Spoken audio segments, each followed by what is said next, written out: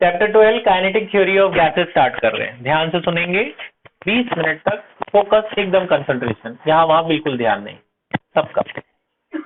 बेटा ये कुछ केमिस्ट्री के टॉपिक थे, ये डिलीट हो गए थे केमिस्ट्री में, इसलिए हमने यहाँ करना पड़ रहा है। बॉयल्स लॉ पहला टॉपिक, ये गैसेस के ऊपर लॉज बनाए गए हैं क्योंकि हम काइनेटिक थ्योरी ऑफ गैसेस पढ़ रहे हैं। बॉयल एक साइंटिस्ट थे, उन्होंने बोला कि अगर हम किसी कंटेनर के अंदर टेम्परेचर को कांस्टेंट रखें और गैस को हीट करें, जैसे मैंने कहा कि मैं 70 डिग्री सेल्सियस पे हीट कर रहा हूं गैस को, टेम्परेचर मैं बढ़ने नहीं दूंगा, ना घटने दूंगा ना बढ़ने दूंगा। तो at constant temperature, when temperature remains constant, he observed that the pressure of the gas is inversely proportional to volume, या volume is inversely proportional to pressure। कि भैया प्रेशर बढ़ाओगे तो वॉल्यूम कम करोगे तो प्रेशर बढ़ जाएगा, है ना, और वॉल्यूम ज्यादा करोगे तो प्रेशर कम हो जाएगा। ज्यादा गैस को कम जगह पे रखोगे तो ज्यादा प्रेशर नहीं होगी, है ना, और ज्यादा जगह पे रखोगे तो गैस का प्रेशर कम होगा, इनवर्सली प्रोपोर्शनल। तो यानी कि हम अगर प्रोपोर्शनैलिटी हटाएं, ये पीवी इधर ले आए तो प्रोपोर्शनैलिटी हटाएं तो पीवी इज इक्वल टू क्या होता है, constant. PV is equal to constant, या हम कहते हैं कि P1 V1 किसके बराबर होता है, P2 V2। जो शुरू में प्रेशर वॉल्यूम होता है वही बाद में भी प्रेशर वॉल्यूम। तो टेम्परेचर कांस्टेंट में ये रिलेशन होती है ना। और अगर प्रेशर कांस्टेंट रखें तो चार्ल्स एक दूसरे साइंटिस्ट आए, उन्होंने प्रेशर को कांस्टेंट करके एक्सपेरिमेंट किया, तो उन्होंने ये पाया कि वॉल्यूम और टेम्परेचर डायरेक्टली प्रोपोर्शनल है। वॉल्यूम यानी किसी चीज को, देखो सिंपल सी बात है, गुब्बारे को गर्म करो गैस भर के तो बढ़ेगा नहीं वॉल्यूम, गुब्बारा एक्सपैंड होगा ना, फट फट जाएगा ज्यादा तेज करेंगे तो, है ना। किसी भी चीज को हम अगर हीट अप करेंगे, टायर के अंदर जब टेम्परेचर बढ़ जाता है तो वॉल्यूम बढ़ जाता है ना, टायर फट जाता है। तो volume is directly proportional to temperature, यानी कि प्रोपोर्शनैलिटी हटाएं तो कांस्टेंट आ जाएगा। तो हम कह सकते हैं कि volume by temperature is a constant. Volume by temperature is a constant, यानी V1 बाई T1 किसके बराबर होता है, V2 बाई T2 के। फिर आइडियल गैस, देखो ऐसा होता है, आइडियल गैस क्या होती है, जो सारे गैस लॉ को ओबे करती है, यानी चार्ल्स लॉ, बॉयल्स लॉ को जो मानती है उसे आइडियल गैस कहते हैं। आइडियल गैस की ये इक्वेशन है PV is equal to nRT।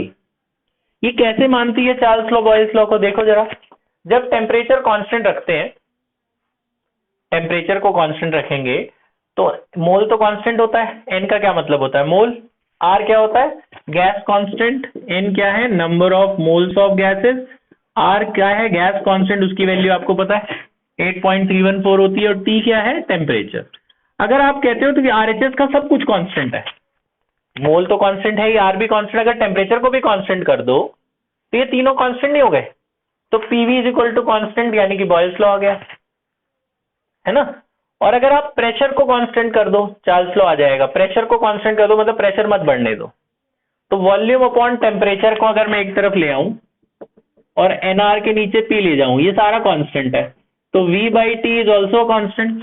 तो V बाई टी कांस्टेंट, इसका मतलब है चार्ल्स लॉ आ गया। तो ये चार्ल्स लॉ और बॉयल्स लॉ दोनों को मिला के आइडियल गैस इक्वेशन बनाई गई है। ये बात समझ में आ गई। तो ये तीन लॉ है बेटा, बॉयल्स लॉ, चार्ल्स लॉ और आइडियल गैस इक्वेशन, ये तीनों आपने लिख लेनी थी साथ साथ। तो अब आप लिख लेना, है ना। अब हम एक डेरिवेशन करने जा रहे हैं, पहले वो सुन लीजिए, उसके बाद आप कर लेना बेटा, ध्यान से, बोर्ड की तरफ ध्यान। हम एक डेरिवेशन कर रहे हैं, उसके पहले आपको काइनेटिक थ्योरी ऑफ गैसेस के बारे में थोड़ा बता दें। काइनेटिक थ्योरी ऑफ गैसेस के assumptions of kinetic theory of gases, ध्यान से सुनेंगे। assumptions of kinetic theory of gases, assumptions क्या कहती है, इधर सुनना, आपने पॉइंट्स लिखे हैं, ध्यान से सुनो। गैसेस की प्रॉपर्टीज है सिंपल। अगर मैं पहली प्रॉपर्टी कहती है कि gases are consist of rigid identical spheres. मैं आपको कहूं कि इस कमरे के अंदर ऑक्सीजन गैस है, तो जितने ऑक्सीजन है सबका साइज सेम होगा, सबका साइज सेम होगा, सबका शेप सेम होगा। शेप तो खैर गैसेस में होती नहीं है, दे आर ऑक्सीजन का जो मॉलिक्यूल का साइज है वो सबका सेम होगा ना। ये तो नहीं कि इस कमरे का ऑक्सीजन अलग है, दूसरे कमरे का अलग है, सबका एक जगह से ही होगा। लेकिन डिफरेंट गैसेस का डिफरेंट साइज होगा। हाइड्रोजन का ऑक्सीजन के साइज तो डिफरेंट होगा ना, इनके रेडियस अलग अलग होते हैं, इनके साइज भी अलग अलग होंगे। तो पहला पॉइंट ये कहता है कि जो आइडेंटिकल गैस होंगे उनका सेम साइज होगा, डिफरेंट गैस का डिफरेंट साइज होगा। दूसरा पॉइंट कहता है कि जो गैसेस होते हैं they are always in a random motion, they are always in a continuous motion. Gases हमेशा मूव करती रहती, गैसेस हमेशा मूव करती रहती हैं। तीसरा पॉइंट कहता है कि इनके साइज के कंपेयर में, जैसे मैं कहूं ऑक्सीजन का साइज और एक ऑक्सीजन और दूसरे ऑक्सीजन के बीच का डिस्टेंस, साइज बहुत छोटा नहीं होगा डिस्टेंस के मुकाबले, गैसेस तो बहुत दूर दूर रहती है ना, तो size of the molecule is negligible as compare to the distance between the gases, है ना। अगला पॉइंट कहता है, ये पॉइंट समझ में आया था, they are in always random motion. दूसरा क्या था, size, molecular size is negligible as compare to the distance between the molecules. अगला पॉइंट था, जब गैसेस मूव करेंगी, जैसे ये ऑक्सीजन ऑक्सीजन चल रही है, तो जब चलेंगी तो एक दूसरे से टकराएंगी, उनमें कोलिजन भी होगा। जब कोलिजन होगा तो वो कैसा होगा, इलास्टिक होगा कि इनइलास्टिक होगा, तो the collision is always elastic collision. Collision जो होगा हमेशा इलास्टिक कोलिजन क्या होता है, जिसके अंदर काइनेटिक एनर्जी और मोमेंटम हमेशा कंजर्व रहता है। इलास्टिक कोलिजन क्या होता है, जिसके अंदर काइनेटिक एनर्जी और मोमेंटम हमेशा कांस्टेंट रहता है, कंजर्व रहता है, ठीक है। अगला पॉइंट कहता है कि जब कोलिजन होता है वो बहुत तेजी से होता है, इंस्टेंटेनियस होता है, मतलब कभी भी हो सकता है, किसी भी पॉइंट पे कोलिजन हो सकता है ना। और कोलिजन होने के बाद भी गैसेस की डेंसिटी हमेशा है, जैसे इस कमरे में कहता हूं मैं कि भैया 30% ऑक्सीजन है, तो यहां नापोगे यहां भी 30% आएगी, वहां कहीं नापोगे वहां भी 30%, माने density of the gas is same through out the volume of the gas, density हमेशा बदलती नहीं है। तो ये पॉइंट्स आप लिख चुके हो। फिर वो डेरिवेशन है जो मैं आपको बता रहा था, वो जरा ध्यान से सुनना, उसको हम आराम आराम से करेंगे। सुनिए, ये है बेटा इस चैप्टर की पहली derivation, pressure of the gas in a cubical vessel. Statement आपने जो भी लिखी होगी वो आप ये पूरा बाद में कर लेना। मतलब एक कमरा है, मान लो ये क्यूब जैसा है, इस कमरे के अंदर गैस भरी है, बहुत सारी गैस है। कितनी गैस है, n नंबर ऑफ गैसेस। छोटा n और बड़े n में फर्क देखना। छोटा n होता है number of gas per unit volume, छोटा n क्या होता है, number of gas molecules per unit volume. n क्या है, कितनी गैस मॉलिक्यूल है, बड़ा n, और छोटा n है कि पूरे वॉल्यूम में कितनी गैसेस है, ठीक है। और हर एक गैस का जो मास है वो छोटा m है, हर गैस का मास कितना है, स्मॉल है। इसमें बहुत सारी गैसेस है। मान लेते हैं एक गैस यहां है, इस पॉइंट पर, इस पॉइंट पर एक गैस है, उसकी वेलोसिटी है vx, vy, vz, मतलब ये हर जगह जा सकती है, x एक्सिस में भी जा सकती है, y में भी जा सकती है और z में भी। x में जाएगी तो इतनी स्पीड से, y में इतनी में, z में इतनी। मान लो ये x की तरफ जा रही है, ये x एक्सिस है, ये x की तरफ गई, इस दीवार से टकराई, जब x की तरफ जाएगी तो किस स्पीड से जाएगी, vx की स्पीड से, टकरा के लौट आई विथ सेम स्पीड। किस स्पीड से गई थी, vx, उसी से वापस आ गई, तो वापस आते टाइम उसकी स्पीड क्या होगी, माइनस vx। तो आते टाइम उसकी स्पीड क्या होगी, माइनस vx, तो लौटते टाइम उसकी स्पीड होगी माइनस vx। तो इसका जो मोमेंटम होगा वो कितना होगा, change in momentum. Change in momentum होता क्या है जी, चेंज इन मोमेंटम होता है final momentum minus initial momentum. Momentum क्या होता है, mass into velocity, mv2 minus mv1। वापस आते टाइम उसकी स्पीड कितनी है, माइनस mvx, तो v2 की वैल्यू माइनस mvx, और जाते टाइम उसकी स्पीड कितनी थी, vx, तो ये माइनस mvx कितना हो गया, minus 2mvx, minus minus plus हो गया ना। तो इसका चेंज इन मोमेंटम इतना आ गया। एक गैस की बात हो रही है ये, यहाँ एक ही गैस थोड़ी होगी, इसमें तो बहुत सारी गैस है जो x एक्सिस की तरफ जा रही होंगी।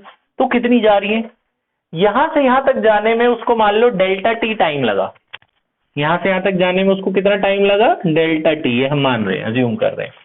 तो ये मानते हैं कि भैया यहां से यहां तक कितनी गैस गई। पहले इसका डिस्टेंस निकालो। डिस्टेंस इक्वल टू क्या होता है, स्पीड इनटू टाइम। तो स्पीड इनटू टाइम, ये आ गया डिस्टेंस। ये मैं तुम्हें बता रहा हूं, तुमने लिखना नहीं है, लिखना है ये इतना। डिस्टेंस इक्वल टू क्या होता है, स्पीड इनटू टाइम, ठीक है। मैंने आपको ना वो बताया था वॉल्यूम का फॉर्मूला। वॉल्यूम का फॉर्मूला होता है एरिया इंटू थिकनेस। वॉल्यूम क्या होता है, एरिया इंटू थिकनेस। तो एरिया है, थिकनेस मतलब डिस्टेंस। कितना डिस्टेंस था, vx इंटू डेल्टा टी। ये वॉल्यूम ऑफ गैसेज आ गई, ये क्या है, वॉल्यूम। कि कितनी गैस वॉल्यूम की यहाँ गई होगी जो दीवार से टकराई होगी, इतनी गैस गई होगी जो यहाँ पे दीवार से टकराई होगी, है ना। अच्छा, ये वॉल्यूम आ गया। इधर जरा देखना ये एन क्या होता है, नंबर ऑफ गैस मॉलिक्यूल्स। तो अब ये तो एक वॉल्यूम की गई है यहाँ पे गैसेस, है ना।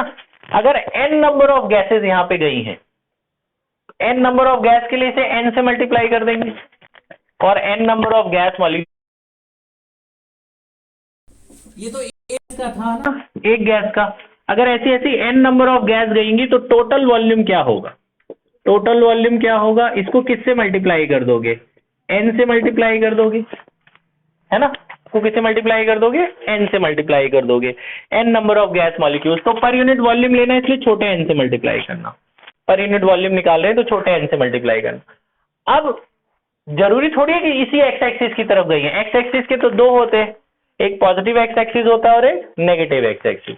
तो ये मान रहे हैं, ध्यान से सुनना, ये बात मैं फिर से बता दूंगा, ये मान रहे हैं कि आधी प्लस एक्स एक्सिस की तरफ गई होगी, आधी माइनस एक्स एक्सिस की तरफ गई होगी। तो इधर कितनी गई होंगी, इसकी आधी गई होगी।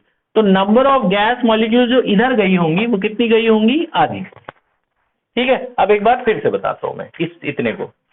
देखो, एक गैस का मोमेंटम इतना था, अब यहाँ पे तो बहुत सारी गैस गई होगी ना, सबका मोमेंटम निकालने के लिए इन्हें एन निकाला। जरा देखो एन क्या होता है, अब मैं इसको दूसरे वे में बताता हूँ। एन क्या होता है, छोटा एन इंटू वी। एन क्या होता है, स्मॉल एन इंटू वी। ठीक है, दूसरे वे में बता रहा हूँ, ज्यादा सही समझ में आएगा। देखो, एन किसके बराबर होता है, छोटा n into v, number of gas molecules. ऐसे लिख लेना, तुम्हें याद रहेंगी, total number of gas molecules. Total number of, ये समझ में आना कैसे, यहां से आ जाएगा ना बड़ा एन। बड़ा एन किसके बराबर होगा, एन इंटू वी के। वी क्या है, वॉल्यूम। वी क्या है, वॉल्यूम। अभी अभी बताया था वॉल्यूम किसके बराबर होता है, एरिया इंटू डिस्टेंस के। वॉल्यूम किसके बराबर होता है, एरिया इंटू डिस्टेंस के। डिस्टेंस किसके बराबर था, स्पीड इंटू टाइम। अब समझ में आ गया ये कैसे आया। तो एन का फॉर्मूला, छोटे बड़े एन का क्या फॉर्मूला हुआ, n into a into v x into delta t. तो ये सारी गैस मॉलिक्यूल है जो एक्स एक्सिस की तरफ जा रही है। तो ये सारी थोड़ी ना एक्स एक्सिस की तरफ जा रही होंगी, आधी प्लस एक्स एक्सिस में जा रही होंगी और आधी माइनस एक्स एक्सिस में जा रही होंगी। तो हम मान के चलते हैं ऑन एन एवरेज, ये आप लिख चुके हो, तो इसका आधा ही जा रहा होगा, आधा एन जा रहा होगा इधर। इधर कितना जा रहा होगा, हाफ एन जा रहा होगा। एक्स एक्सिस, इस प्लस एक्सिस में कितना जा रहा होगा, आधा एन जा रहा होगा। एक का मोमेंटम इतना था, तो टोटल मोमेंटम कितना हुआ, total momentum change. Total momentum change, देखो एक का मोमेंटम इतना है, एन नंबर ऑफ गैसेस का किसका होगा, एन से मल्टीप्लाई कर दोगे। अब क्योंकि साइन हम मैग्नीट्यूड ले रहे हैं, टोटल मोमेंटम चेंज मैग्नीट्यूड लेते हैं तो साइन हटा देते हैं, तो यहां से नेगेटिव साइन हटा देना, यहां लिख देना मैग्नीट्यूड, इसलिए नेगेटिव हट जाएगा। वैल्यू ले रहे हैं, ये तो डायरेक्शन बताता है ना साइन। तो एक का इतना है, एन नंबर ऑफ गैसेस गई है तो इसको n बाई टू से मल्टीप्लाई कर दोगे ना। n बाई टू से क्यों कर रहे हैं, आधी इधर जा रही है आधी उधर जा रही है। n बाई टू की ये वैल्यू है, n बाई टू की वैल्यू डाल दो, ये 2 से देखो ये 2 कट गया। ठीक है, ये पहले अभी मैं डाल रहा हूँ वैल्यू, बाद में काटेंगे। n बाई टू डाल रहा हूं मैं, n बाई टू की क्या वैल्यू है, देखो इधर क्या वैल्यू है, half n a v x delta t, half n a v x delta t. अब 2 से 2 कट गया, क्या बचा बताना, ये बचा है एन ए वी एक्स का स्क्वायर हो गया और साथ में क्या आया, डेल्टा टी। ये चेंज इन मोमेंटम आ गया, एम बी है, हाँ एम बी है, एम एन ए, ठीक है ना। ये चेंज इन मोमेंटम आ गई, सारी जो गैसेस गई होंगी ना उनका मोमेंटम आया। ये हम किसकी डेरिवेशन कर रहे हैं मैं आपको बता दूं, हम प्रेशर की डेरिवेशन कर रहे हैं, अभी हमने मोमेंटम निकाला है। अब लेंगे according to Newton second law of motion, according to Newton second law of motion. Second law याद है आप लोगों को, बताना, फोर्स किसके बराबर होता है, change in momentum, rate of change, DP by D याद है, न्यूटन का सेकेंड लॉ याद है। फोर्स बराबर किसके होता है, rate of change of momentum. 9th में भी पढ़ा था, वो तो 9th तो ऑनलाइन पढ़ी थी, 9th क्या होती है। फोर्स बराबर होता है delta P by delta t, है ना। अब वो डेल्टा पी उठा के यहाँ डाल दो। डेल्टा, ध्यान से देखना, अभी 5-6 लाइन और बची हुई है। डेल्टा पी की वैल्यू डाल रहा हूं मैं, डेल्टा पी डाल रहा हूं, क्या बचेगा बोलो? M n a v x का स्क्वायर डेल्टा टी, नीचे भी डेल्टा टी है, डेल्टा टी उड़ गया, क्या बचा? ये बचा m n a v x का स्क्वायर, दिख रहा है उधर? ठीक है, ये फोर्स आया। अब हम पहुंचने वाले हैं प्रेशर पे। प्रेशर का क्या फॉर्मूला होता है? हाँ, pressure is equal to force upon area, pressure of the gas. Force की वैल्यू डालो जरा, ये रहा फोर्स। फोर्स कितना है? एम एन वी एक्स का स्क्वायर, ए भी था एक, m n a v x का स्क्वायर अपॉन ए कट गया, छोटा होता जा रहा है, देखो ध्यान से देखते जाना। एम एन क्या हुआ? वी एक्स का स्क्वायर। इसको पहली क्वेश्चन करके छोड़ रहा हूं मैं, अभी 3 लाइन और है। यहां तक बात समझ में आई? अभी खत्म नहीं हुआ है, यहां तक ठीक है? अब देखो इधर, सिर्फ x की वेलोसिटी थोड़ी ना होगी, y में भी जाएगी, z में भी गैस जाएगी। तो ये मान के चल रहे हैं, ऐसा मान रहे हैं ये लोग कि जो x की वेलोसिटी होगी वही y की वेलोसिटी होगी, वही z की भी वेलोसिटी होगी। इसको ये पता क्या मानते हैं? अगर मैं इसको मानता हूं, ध्यान सुनना, इसको ऑन एन एवरेज ये मानते हैं वी स्क्वायर, इसको ये ऑन एन एवरेज क्या मानते हैं? V square. तीनों की वेलोसिटी इक्वल है, तीनों को v मान लिया। अगर मैं इसको, ध्यान से देखना, यहाँ पे बच्चे बड़े कंफ्यूज आते हैं क्या हुआ, मैं स्टेप बाय स्टेप करके दिखा रहा हूँ, इन्होंने डायरेक्ट लिखा हुआ है। 3 से मल्टीप्लाई 3 से डिवाइड करूं, कोई फर्क पड़ा? नहीं पड़ा। ये जो 3v स्क्वायर है इसको मैं ऐसे लिख सकता हूँ, v square plus v square plus v square, कोई फर्क पड़ा? ये तीनों वेलोसिटी, जो वेलोसिटी थी वी एक्स के भी बराबर है, वी वाई के भी बराबर है, वी जेड के भी बराबर है। तो ये जो v है इसको मैं वी एक्स लिख सकता हूँ, v तो वी एक्स के भी बराबर है। दूसरे v को वी वाई लिख दूं, कोई फर्क नहीं पड़ता, तीसरे को वी जेड लिख दूं, कोई फर्क नहीं पड़ता, है तो तीनों वेलोसिटी सेम ही। ये जो v x square, v y square, v z square का सम है ना, इसको ये लोग वी एवरेज बोलते हैं। इन तीनों के सम को ये लोग वी बार बोलते हैं। तो यानी कि वी एक्स स्क्वायर किसके बराबर हुआ? वी बार डिवाइडेड बाई 3 के। तो ये जो वी एक्स स्क्वायर देख रहे हो आप, अब आप पहले ये लिखना, फिर यहां आना, क्योंकि यहां स्पेस छोड़ा हुआ है मैंने। ये सारा लिखने के बाद इधर आना, फिर बोलना फ्रॉम इक्वेशन 1, यहां जो m है और n है उसको मत, अब छोटे n को हटाओ। छोटा n किसके बराबर होता है? n बाई वी के। छोटे n हटाकर मैं लिख देता हूं n बाई वी, और दूसरा वी एक्स स्क्वायर को क्या लिख सकते हैं? V bar square by 3। अब हम आ गए लास्ट, सेकेंड लास्ट स्टेप। यहां तक समझ में आ गया? मान लो एक कमरे में n नंबर ऑफ गैसेस थी, एक का मास था छोटा m। एक कमरे में n नंबर ऑफ गैसेस थी, एक का मास कितना था? छोटा m। तो छोटा m को अगर n से मल्टीप्लाई कर दूंगा, सबका टोटल मास नहीं आ गया ये? जैसे एक गैस का मास है 5 ग्राम, 10 गैस है, टोटल कितना हो गया? 50 ग्राम। तो ये m इंटू n को हटाकर बड़ा M लिख सकते हैं ना, बड़ा M मतलब सारे गैस का मास। तो ये जो m इंटू n है इसको हटाकर बड़ा M लिख देना। अब इसके बाद हम लास्ट स्टेप पे आ रहे हैं, m इंटू n को हटाकर क्या लिख देना? बड़ा M। यहां तक समझ में आ गया? मास अपॉन वॉल्यूम को डेंसिटी बोलते हैं ना, मास अपॉन वॉल्यूम को क्या बोलते हैं? डेंसिटी। इसको हटा के डेंसिटी लिख देना, और ये v बार का स्क्वायर है डिवाइडेड बाई 3, ये प्रेशर का फॉर्मूला है। 1/3 rho V bar square, 1/3 rho V bar square. एक बार जल्दी से क्विक रिकैप, ध्यान सुनना। यहां से गैस गई थी, एक्स एक्सिस टकराई, वापस आ गई, उसका चेंज इन मोमेंटम आपको समझ में आ ही गया, 2mvx होता है ना। कितनी गैस गई इधर? नंबर ऑफ गैस कैसे निकलता है? n into we. वॉल्यूम कैसे निकलता है? Area into distance. डिस्टेंस क्या होता है? Speed into time. तो आधी इधर गई होगी, आधी इधर गई होगी, तो आधी हमने गैस ले ली। एक गैस का इतना मोमेंटम था, इतनी सारी गैसेस का कितना मोमेंटम होगा? एक गैस का इतना मोमेंटम था, n नंबर ऑफ गैसेस का कितना होगा? n से मल्टीप्लाई कर देंगे, n/2 से मतलब आधी गैस गई होगी ना इधर, तो n/2 की वैल्यू ये जो निकाली थी उसमें डाल दी। तो ये सारी मोमेंट, सारा चेंज, सारी गैसेस का चेंज ऑफ मोमेंटम आ गया। फिर फोर्स निकाला, फोर्स किसके बराबर होता है? dp/dt के। ये dp उठा के यहाँ डाल दिया, तो dt कट गया, तो यहाँ से फोर्स आ गया। हम प्रेशर की डेरिवेशन कर रहे हैं। प्रेशर क्या होता है? Force upon area. तो जब इसको एरिया से डिवाइड करेंगे एरिया भी कट जाएगा। ये प्रेशर आ तो गया है। अब वेलोसिटी हमने बोला जी तीनों वेलोसिटी इक्वल होंगी, उसको v मान लिया। इसको 3 से मल्टीप्लाई 3 डिवाइड किया, जो 3 बार था इसको vx vy vz लिख दिया, इसको v बार बोलते हैं। vx square plus vy square plus vz square को क्या बोलते हैं? v बार। तो v बार डिवाइडेड बाई 3, तो vx किसके बराबर हो गया? v bar square by 3। तो यहाँ vx स्क्वायर को हटाकर v bar square divided by 3 डाल देंगे। ये जो छोटा n था वो बड़ा n बाई v था। मास, छोटा mass into number of gas को मल्टीप्लाई करेंगे, सबका मास आ जाएगा। बड़ा M क्या है? सभी गैस का मास। ठीक है, तो यहां बता देना, ये दिख रहा है नीचे तक। तो ये जो बड़ा M है वो क्या है? बड़ा M क्या है? Small m into n। Mass by volume को डेंसिटी लिख दिया, तो बस ये फॉर्मूला बन गया प्रेशर का।